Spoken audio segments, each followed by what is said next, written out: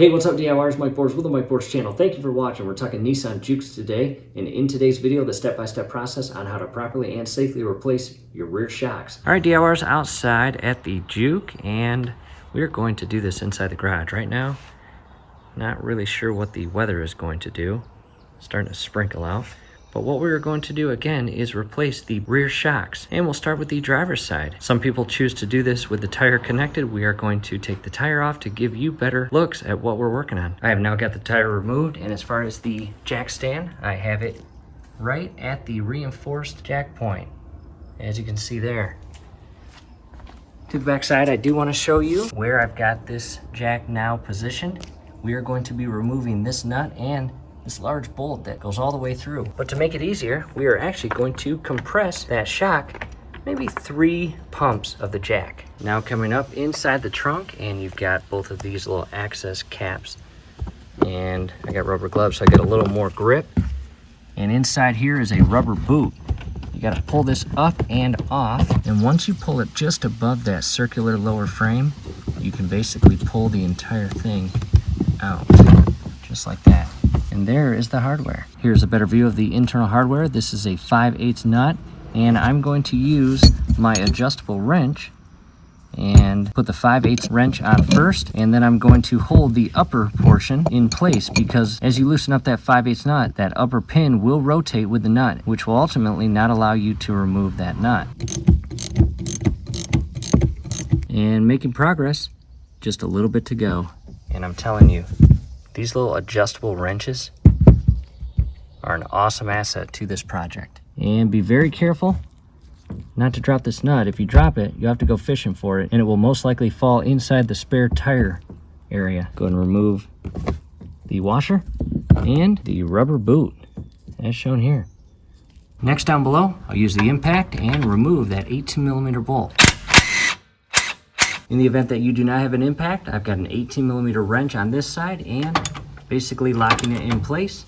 And I'm going to loosen this all the way. At this point, I've removed the nut, and the reason why we compress this with the jack is to properly position this lower portion of the shock in line with the bolt so we can carefully pull it out. You should be able to shift it in and out with ease.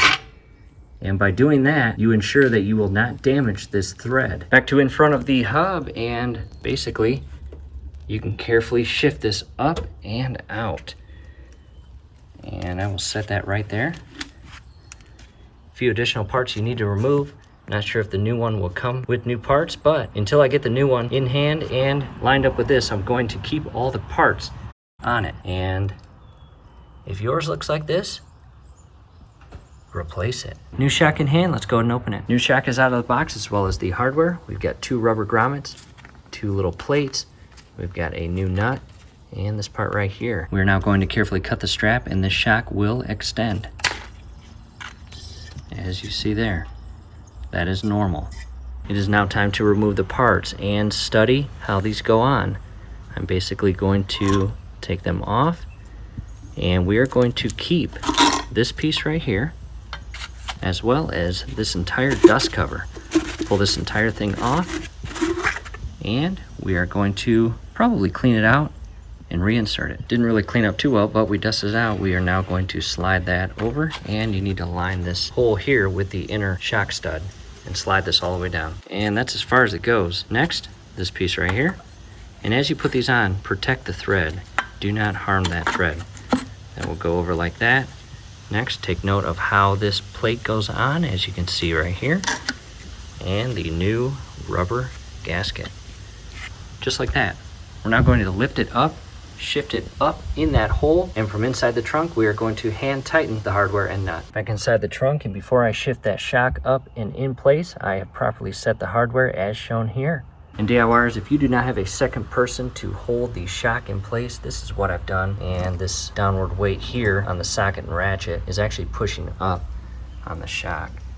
And it'll come up top, and inside here, I will insert that over top of it, the metal plate, indent or beveled side down, and then the nut.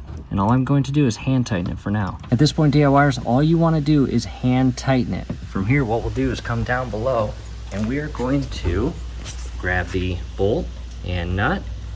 We are going to shift the lower portion of the shock in place. You may have to pull it down or push it up to properly align this. And it may even be easier to lift that portion with the jack, maybe 1 or 2 pumps, and slide this bolt straight through. I have slid the bolt through and hand tightened only the nut and bolt. It should slide through pretty conveniently. Just a little bit of downward pull on the shock to align it in our case. And hand tighten only again, because in the event that you tighten it right now, you would not be properly seating it. We actually have to put the tire back on and lower the car and have the weight of the car compress that shock, and then we can tighten it back up. To the wheel well, now it's time to put the tire on. With the tire back on, I'm going to carefully release the jack, and the car's not going to come all the way down because I still have that jack stand.